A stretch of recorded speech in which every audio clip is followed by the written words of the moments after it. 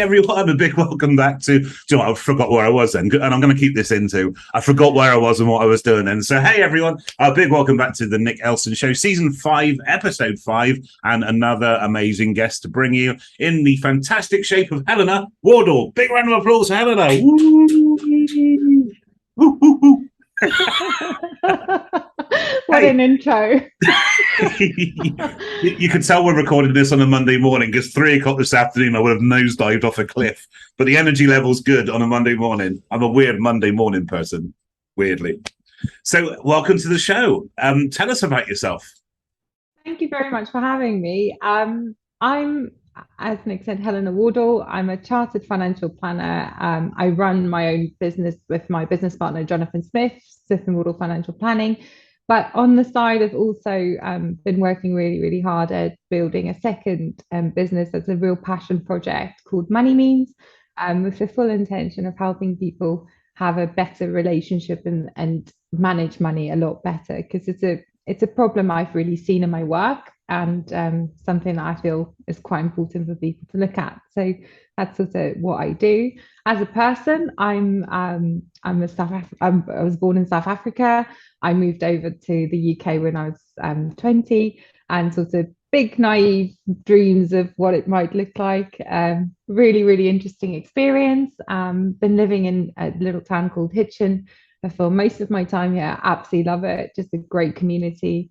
And yeah, that's me in a nutshell. Also, I love the word interesting. It covers a whole manner of sins, that word interest. It's been interesting. Okay. That's probably a rabbit hole we'll dive down. But so wow. So from South Africa, and actually we've had a lot of South African guests on over the years, which has been really cool, due to actually the work that I do in Next Gen and financial planning community and stuff. So that's really cool. So tell us about little Helena growing up. What were you about? What was life like? And why the hell did you come to this rainy country? I love how the Brits talk about weather. It's one of my favorite ways of just getting a conversation going. It's hilarious. It's all we've got, because we don't really get killed by wildlife too much. So it's all we've got. There's a positive in that. It was really interesting. We moved around a lot when I was younger, and to start out with, we were in a very, very small town, and I always remember the complete freedom we had to do stuff. You know, I was very young when I was walking to school already. We would go on little adventures on our bikes, you know, going out exploring, and it was a very outside or outdoor childhood, if that makes sense. I learned independence very quickly. When I was 10, my brother was delivering leaflets at a local furniture store, so I convinced them to let me go along. So I kind of started working, or what we call working, quite young. It's like a newspaper round in itself. But I really enjoyed the freedom it gave me to sort of be able to do my own stuff and do my own things. And as a result, I used to, whatever I earned, I took that money and I spent some of it, but I took half of it at least, I think. I can't remember exactly, and bought a huge bag of crisps, and I used to package it up and take it into school, and I'd sell it in break time. So I would make my little Saturday job go a little bit further. So I always sort of loved that kind of independence I got from just being able to do what I you'd say what I wanted, but being able to do my own thing from a young age. And I've always been really, really in love with books.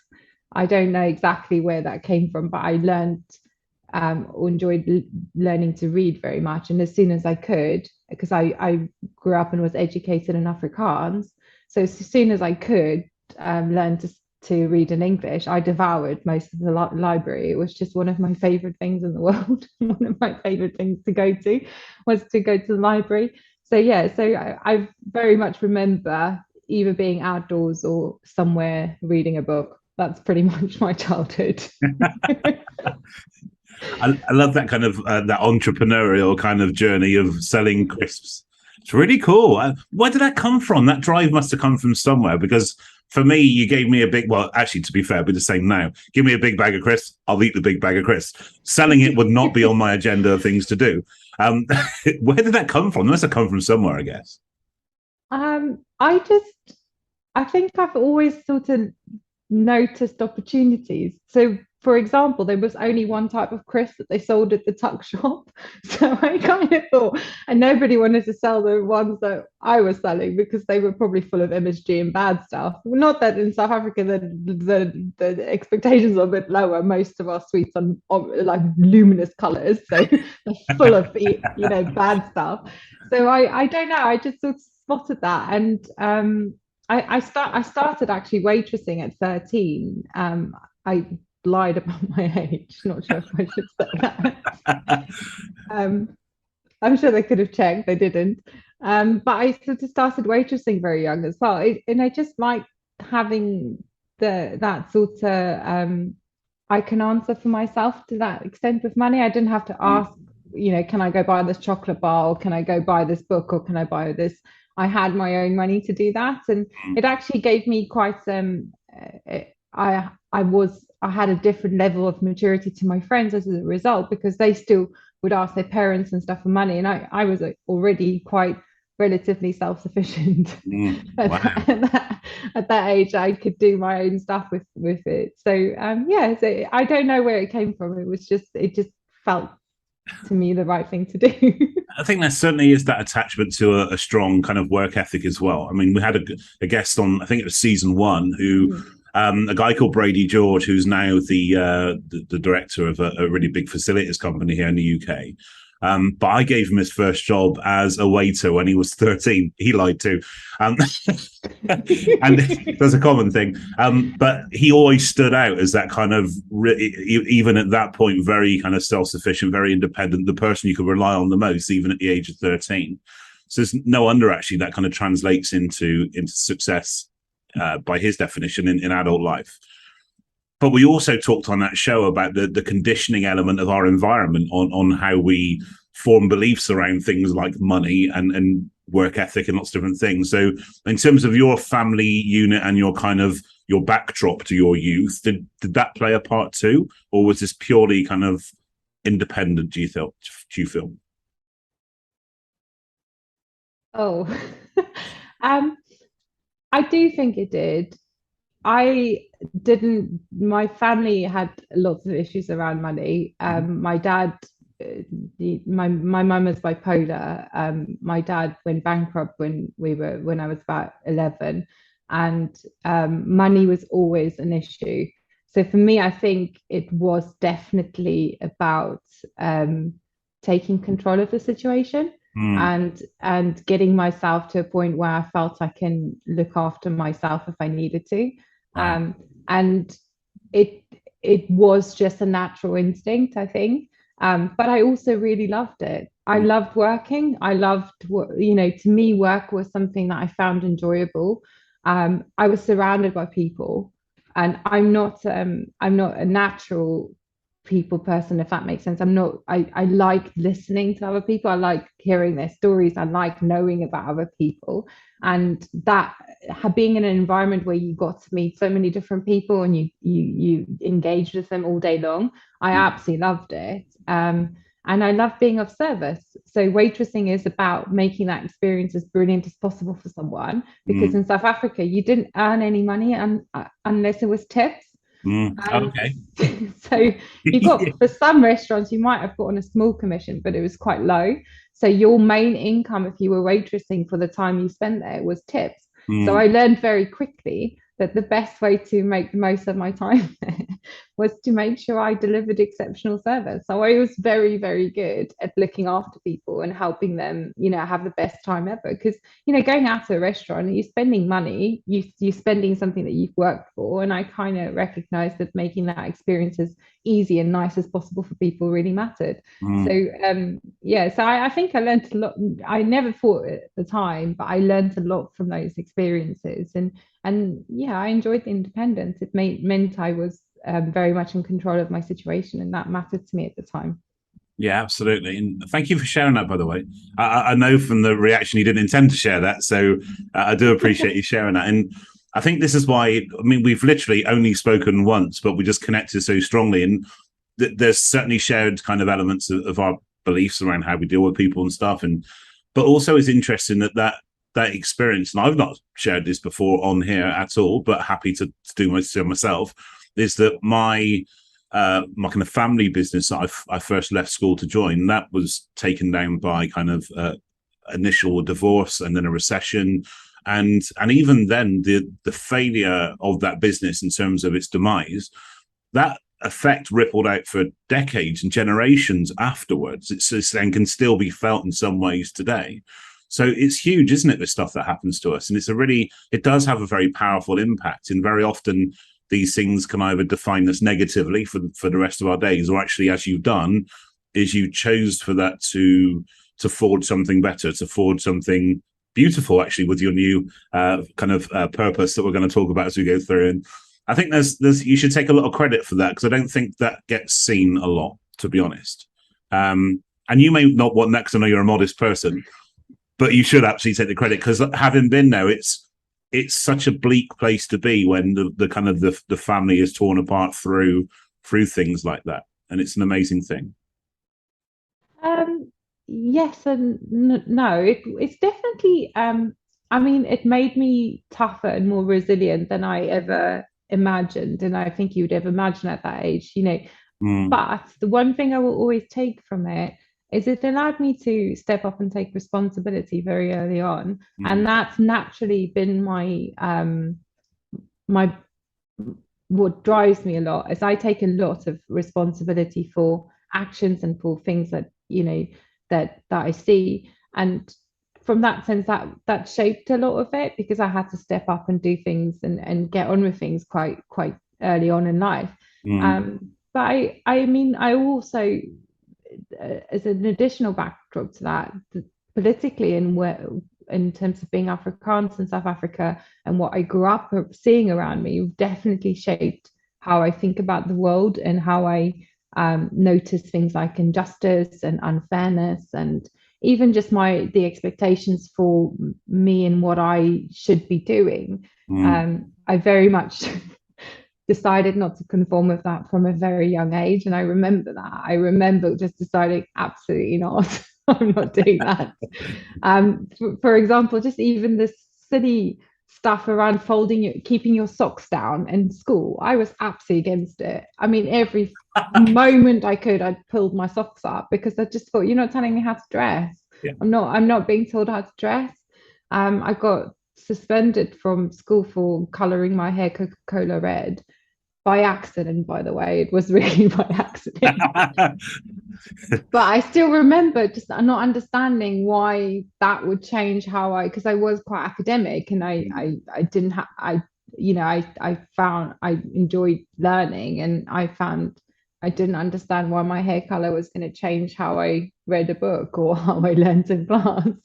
But it was a very strict environment. The school environment was incredibly disciplined, and I remember just trying to push back to that. Absolutely. Couldn't get it. Yeah. And that can extend. I mean, especially financial services and financial planning generally is still, albeit radically changing, it's still one of the last bastions of traditional business in that sense. And there still are those kind of perceptions that, quite wrongly, we judge people by tattoos, we judge people by their hair color, and all these kind of different things that actually, in the world of the entrepreneurial and self-employed, are actually great memory hooks. In, like you said, in that kind of arena where we're going into, for example, a professional or corporate environment, we can be negatively judged by those things, can't we? Massively, and I think it's really wrong. The level of biases we have that's ingrained in us is actually just, we have to work a lot harder to get out of them. For example, and this is a really small thing, but it matters so much to me, and it really grated me that often people would tell me, "Oh, you're quite intelligent," and I think, what if you assume because I'm blonde, I don't actually know what I'm saying? And I think that's awful. Actually, you're quite intelligent. That's like a really backhanded insult, though, isn't it? Massively. And you just think, I mean, I'm not trying to say anything here other than it's a stupid thing that people's heads go to, and it needs to stop because it's not okay.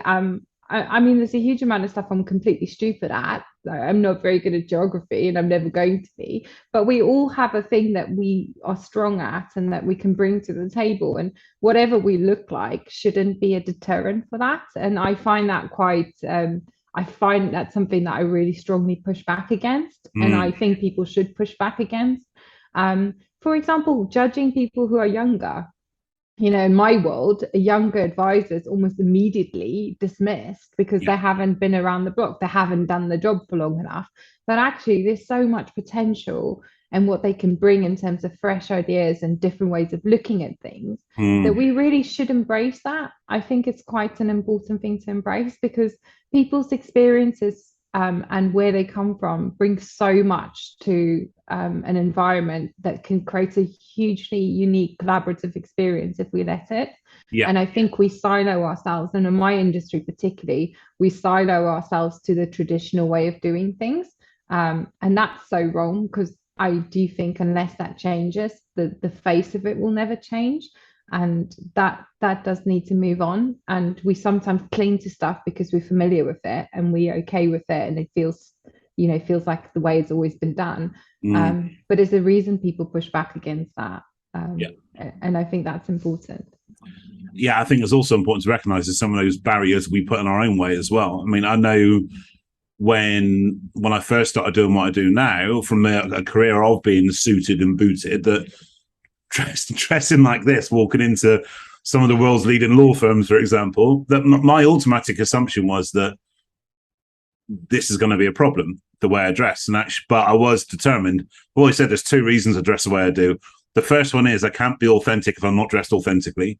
First one. The second one is if I'm going to be self-employed for the first and only time ever, I'm going to wear what the hell I want. So there was a bloody minded element to it as well. But to start with, that there was that assumption and that was a conditioning from my own career of if you're not suited and booted, you won't be taken seriously. So when you look at my kind of initial speaking stuff, it was kind of like a hybrid. It's like waistcoat and trousers. Suddenly, it's like the evolution of man kind of coming through. But that was all in my own head. I've never lost a booking based on that. And also on the flip side, you're quite right. For people that don't have that kind of rebellious streak or the circumstances or sometimes even courage to kind of fight back against the system, we don't question why we do what we do. I kind of remember Lucy Cohen of Mazuma, who come on the show, was taking a new model into accountancy, and the fact that she had a double kind of barreled stigma against her because she was a young woman, and also she was taking in a different way of doing things that accountancy hadn't done before. So just because it was different, the barrel started pointing at her, and that's a real challenge.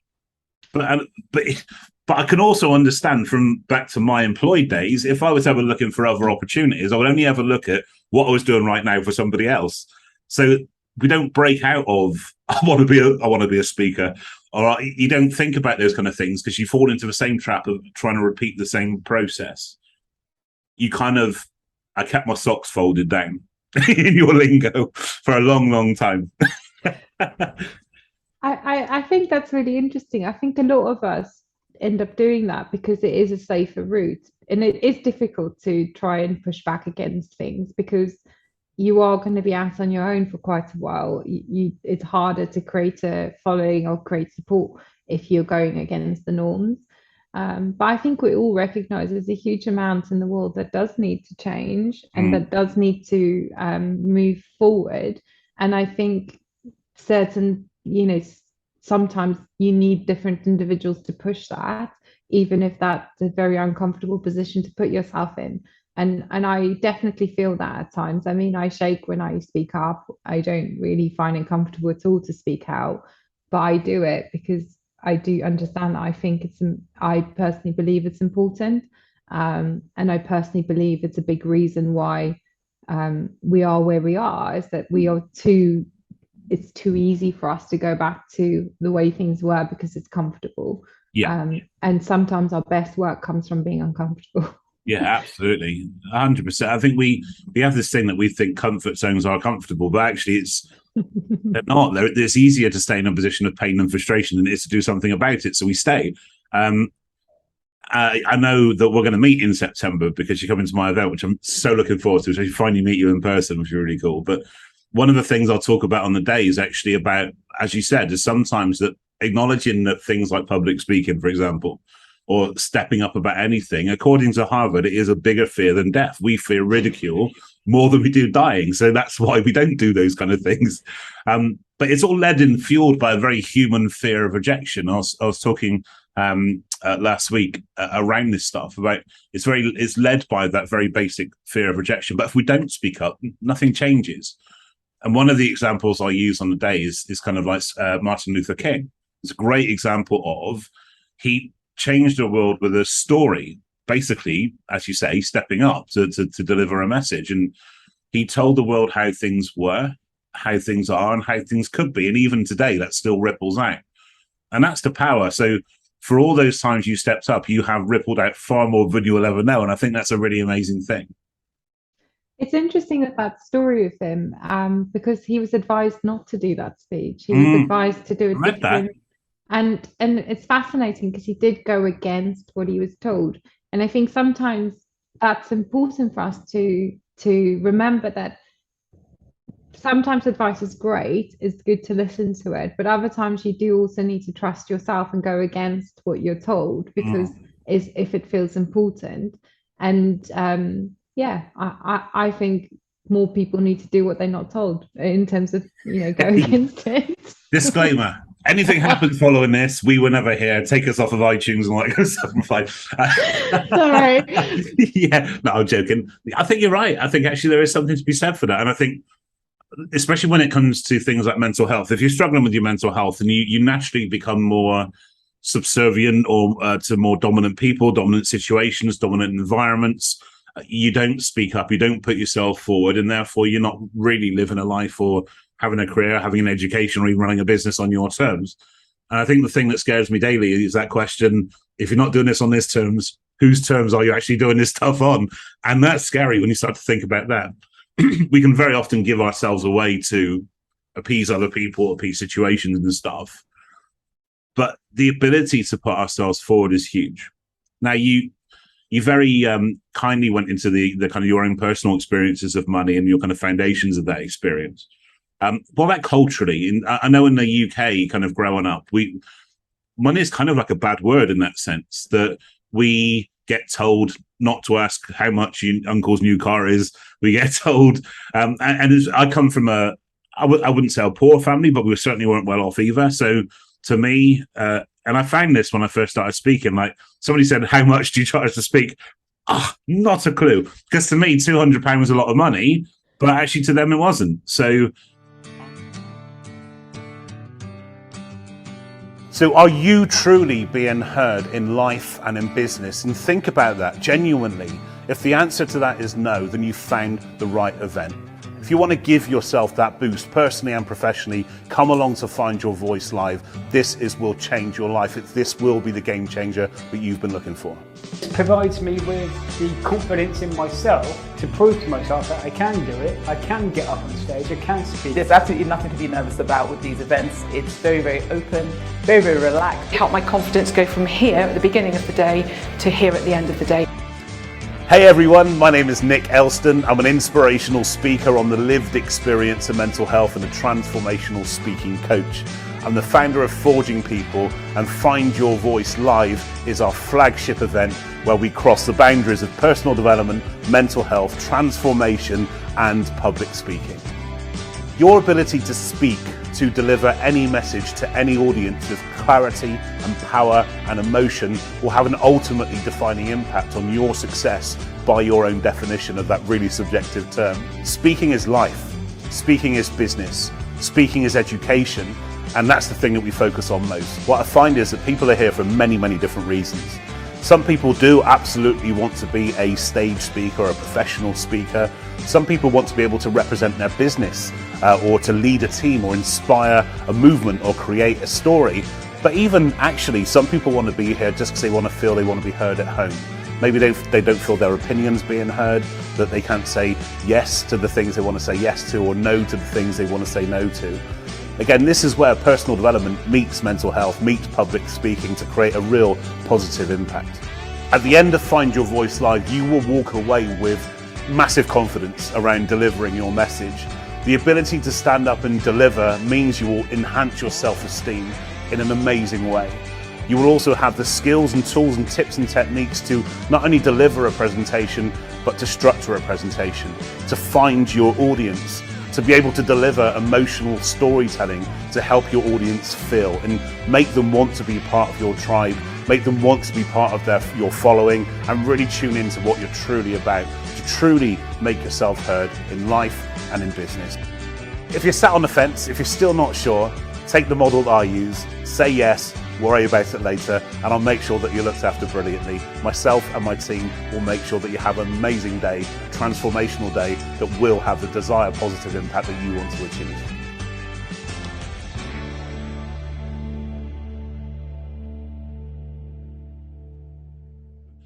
Our relationship with money is a little bit skewed, but I think in the UK especially, I found that it's kind of considered a taboo in that sense. We don't really talk about money, and if we do, it seems quite disingenuous or kind of ego-driven, when absolutely it needs to be talked about and actually delivered in schools and education, and it's not really. No, it's a shame that it isn't, because it's a massive issue for many people, and I see it a lot. I think you can really sense that quite a lot of people, there's this shame and you can't really talk about it, or you feel like you should be feeling bad about you've not really done enough or been okay enough, or that's something that you should feel bad about. And I think the first time I realized the impact of money on people's how they feel and generally perceive things is I started as a mortgage advisor in the 2008 crash. So you can imagine the sort of fear and how stressed people felt about the situation and where they were with them, particularly around mortgages. There was people in negative equity. There was people that were, someone lent them money way more than they can afford to repay.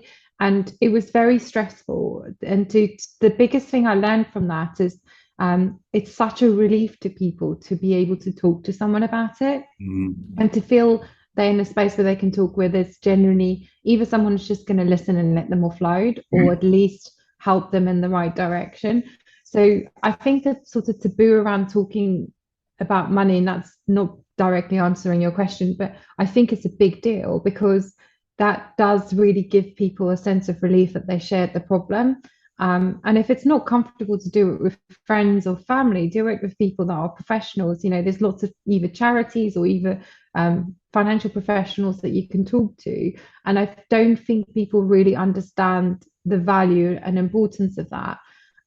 Money culture in South Africa, I don't know if I've got a good enough picture of what that is fully to answer that, because I generally was around older people because I worked really young, and most people were more independent in terms of being able to pay for things for themselves. So I kind of think that I had probably not the right sense of it in terms of how people deal with it. I do remember not many people having a bank account, because in South Africa you pay for everything. You pay to draw money out, you pay for statements, you pay for everything. So it's a very different culture around bank accounts, and that probably has changed since I've left, because that's over 17 years ago.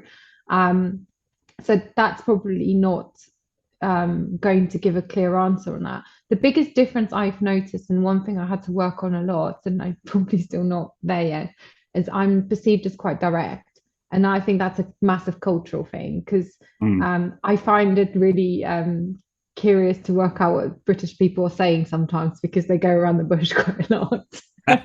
In terms of, when I don't really understand, can you just tell me what you think? It's much easier to go from there. So I've had to learn to handle that a lot better, because I think people must misunderstood my directness for either overconfidence or and it's not. It's just I'm genuinely just been taught to get to the point quite quickly. I find that refreshing, though. I mean, I find maybe the Australian kind of characteristics are very much similar, actually.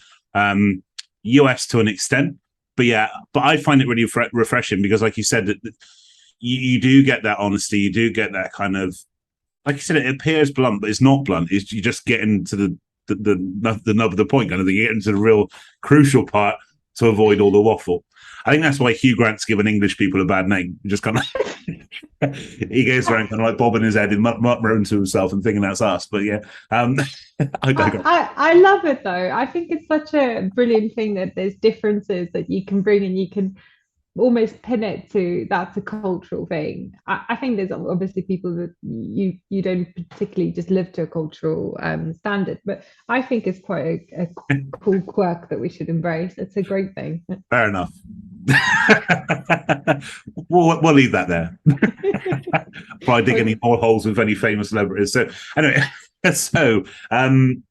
right, well, that brings us nicely to today. So, Jonathan, you say your business partner name is. How did you and Jonathan kind of get together and set up? I guess in the name is quite self-explanatory. Smith and Wardle Financial Planning. It's kind of like Britain's Got Talent.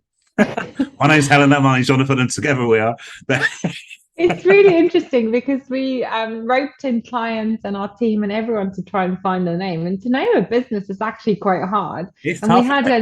we had a list of 3 that we narrowed it down to, and we put it out to a group of people, and that's what they voted for. Nice. So we were like, all right, let's go with it. It's memorable. But it typically says what it says, isn't it? Exactly, yeah.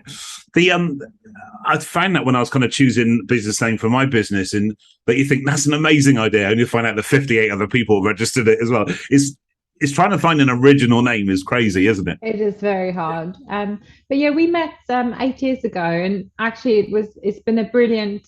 He's possibly one of my favorite people in the world because he's just one of the most supportive, caring people I know, and just generally to have that person have your back, and actually just growing together in terms of how we built the business, because I started just working with him, and then we set up our own firm in 2017 and then moved it to a new firm in 2020 when we set up on our own. But ultimately it was sort of a period of just trying to work out how each other works, and I think that's really important in business because you bring different elements to it. Bring different elements to the business, and we always sort of go, I make the waves, he steadies the ship, and it kind of says a lot about how we go about things. He's a very calming influence on the business, and I'm quite an ideas person, so the two work incredibly well together, to the point that, it's rare that you can say to a business partner, oh, by the way, thank you very much, we set up, I'm now going to start another business, and for him to be okay with it. Yeah. I do think it says quite a lot about him as a person. Amazing. And actually, there's a lot of trust in that. It takes the same level of trust in a professional relationship it does in a personal one. It's an amazing thing, and actually maybe even more in that sense because you have the joint professional vision as well. And with that in mind, tell us about Money Means. I mean, I loved hearing about this when we first spoke, but pretend we haven't spoke about this. For the sake of the audience, tell us about Money Means and your why behind Money Means as well. Money Means started as an idea over 3 years ago now, just kind of looking at, I typically help people closer to retirement, kind of having their, I need to sort this out kind of moment. And I just really noticed that a lot of them would say to me, I wish I did this sooner. You can see the visible relief when people go through a financial planning process because the difference you make to them is significant. And it's because money is such a huge force in our lives. And I really just looked around me and thought, we're not helping thousands and thousands of people because most propositions out there at the moment is really financial advice is seen as for the wealthy, for people who already have lots of money. It's not really accessible for people who are just starting out. You might be able to get yourself an ISA or pension product, and it's a tick box exercise to get there, but meaningful connecting yourself and your money in a way that you can know how to work with it going forward in the best way for you and how to understand it and feel comfortable with the decisions you're making, I think doesn't exist yet. And it is a really, really complicated problem to solve because the time it takes to produce, good quality financial planning is significant, and the industry is very disjointed in terms of technology.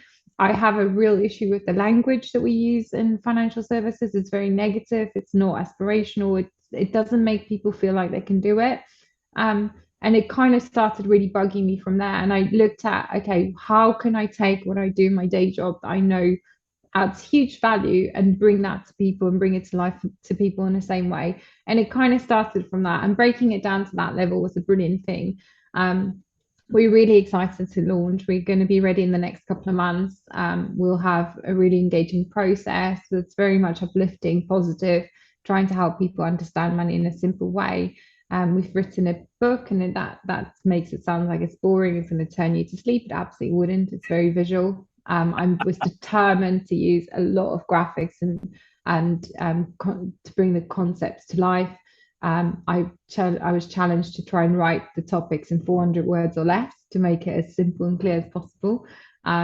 And then we've sort of done a lot around trying to get people to understand money so they can talk to us about it. And that's through experiences that we filmed, where you can ask questions to me or Chanel, who's my co-founder, and just trying to really help people who are starting out, needing to get to grips with money, or even just building up to a place where they feel they need to be a bit more responsible around it, giving them clear and simple tools and ways to do it in a way that's empowering. Because I feel it's quite important when I make decisions that I feel I understand it well enough to make a good decision.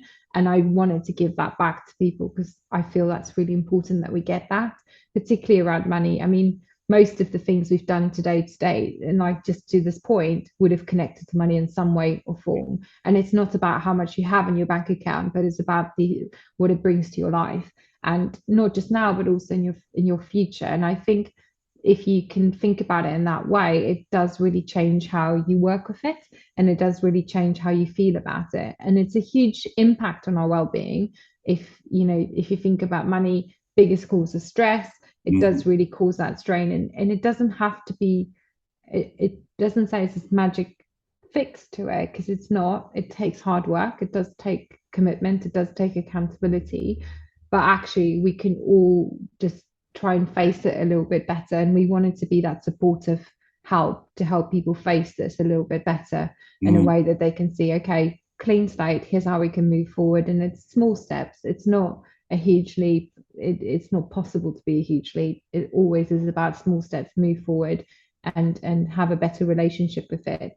And that's what really drives me, because I just see how much of a difference it makes to people that I work with now, knowing that they're okay with it and things are in the right place. And that reassurance is priceless, I think. And as we're heading into like what's been tagged as the cost of living crisis, that if people are in that position where their situation's changed in a very kind of major way, in a negative way, what would you suggest people could do to reach out for help right now? There's a huge amount of resources. There's no shame in getting help. You absolutely have to. You can't do this on your own. It's a very difficult thing to carry on your own. It's also quite a lonely thing to carry on your own, because it does play on your mind a lot. So I would definitely use the resources that's available to get support. If it's a case of really struggling to get through the month, there's a huge amount of charities and ways that you can get help to either support you with bills, support you with credits towards things.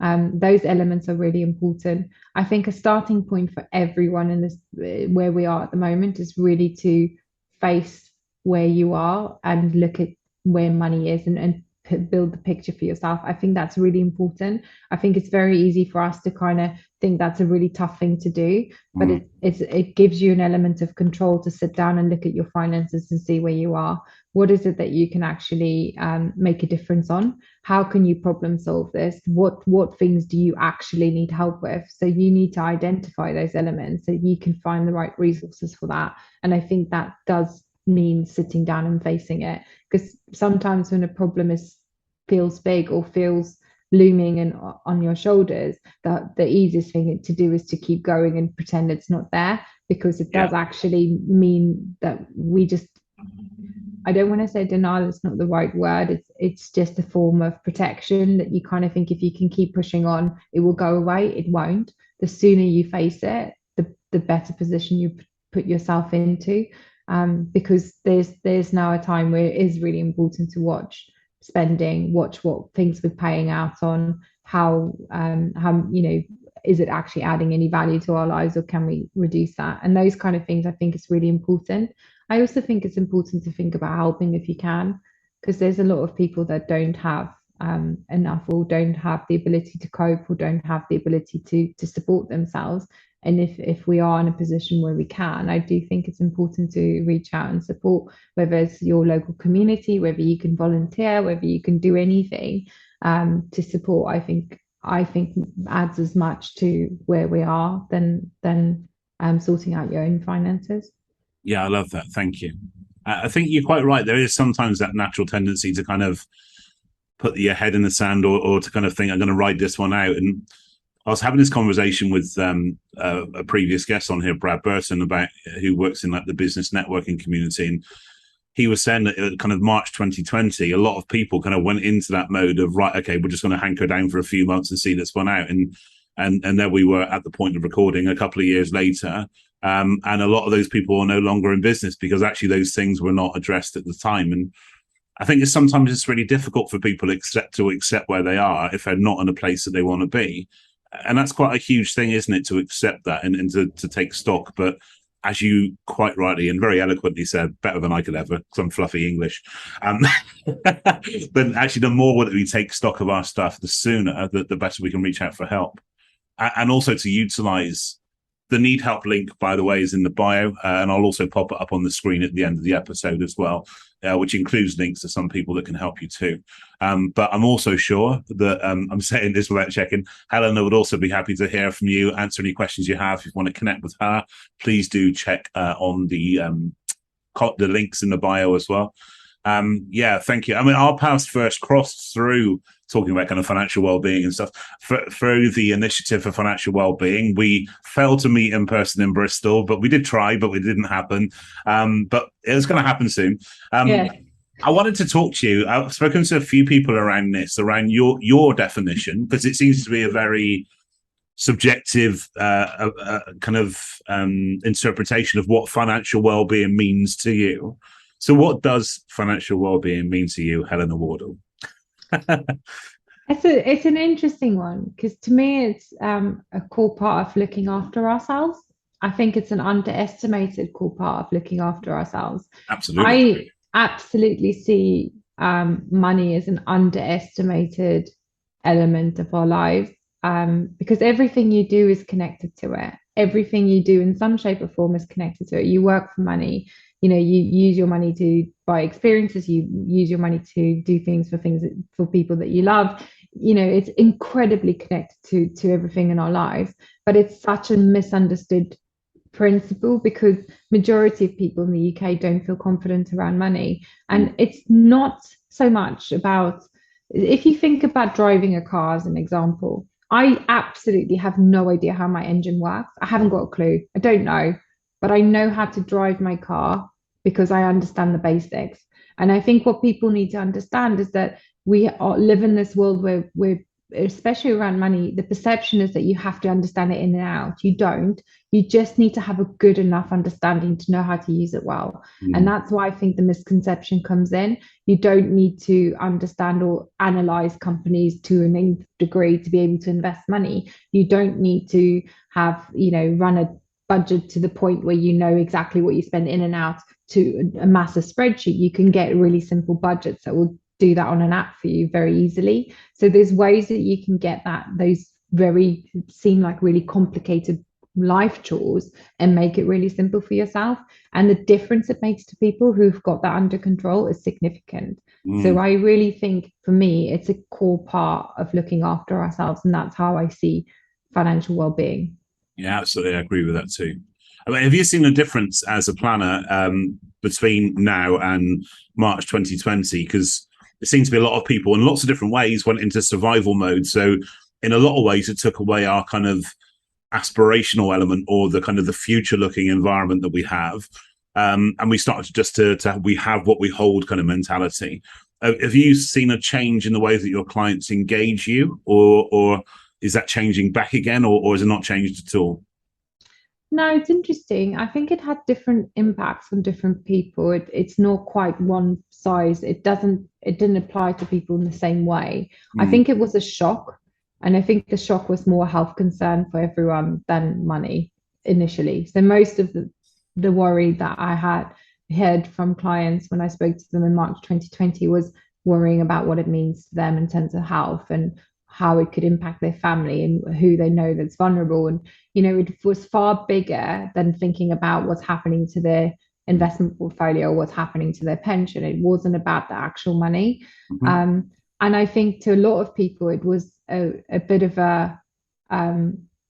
it was a massive challenge, to adapt. We had to give up a lot. We had to give up holidays. We had to give up experiences. We had to give up the things we love. And I saw people delaying retirement because they don't want to, retire in that kind of environment.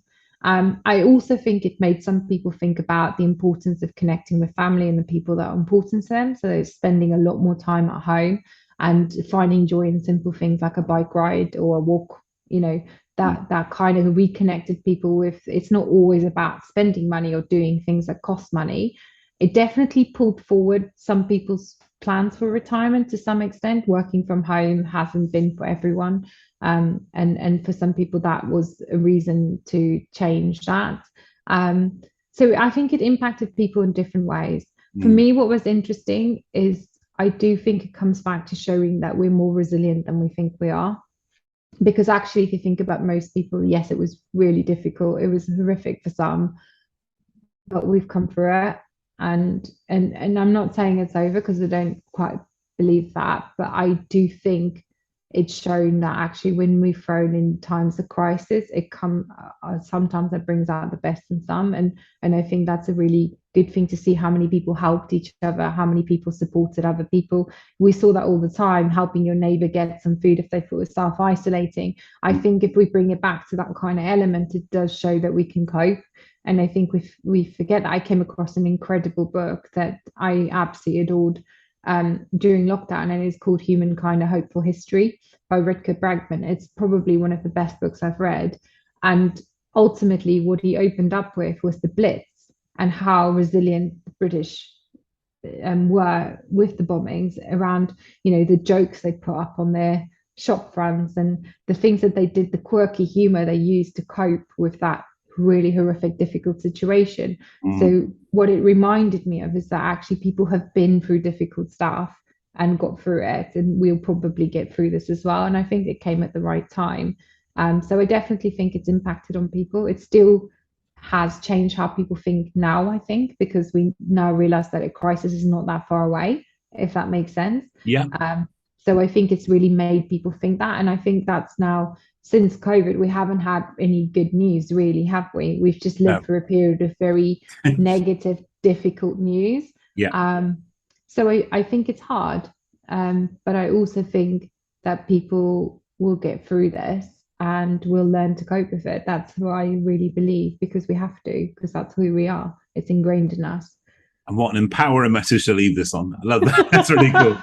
But I can't let you escape without asking the question I ask everybody that comes on the show. Your answer will form part of the playlist at the end of season 5. I am now the MC of the O2 Arena in London. 20,000 people have paid their hard-earned money to come and hear you do your thing. You're kicking back in the green room, sipping a Prosecco or a tipple of your choice, and I'm about to introduce you to the stage. Your walk-on music kicks in, that song that motivates you, that lifts you, that gets you at peak state. Helena Wardle, what would your walk-on music be and why? It's got to be something by Pink, because I absolutely adore her. I just think she's got proper anarchy just written through everything she does, which really resonates strangely. I would say Just Like Fire by Pink would probably be what would inspire me to walk on the stage, legs shaking, but trying to own it. Great choice. Love that. Helena Wardle, big round of applause. Thank you. Such an amazing guest. I really enjoyed our conversation. I'm sure it's going to be the first of many. So thank you very much. Thanks for giving up your busy time and for sharing with such kind of candor and humor as well. So thank you very much. And for everybody else, I hope you've enjoyed today's show as much as I have. Please do hit like, subscribe, and all that jazz. Again, you know I'm not a details guy. Whatever it needs to do for you to tune in next Monday. Because next Monday, we have a double act coming on. We have Mike and Penny from Harmony House. Very, very interesting guests talking about some really diverse areas of life. So please do stay tuned. And for now, have a great week in between. Be well, stay happy, and see you soon. Cheers, guys. Bye-bye. Bye. Bye.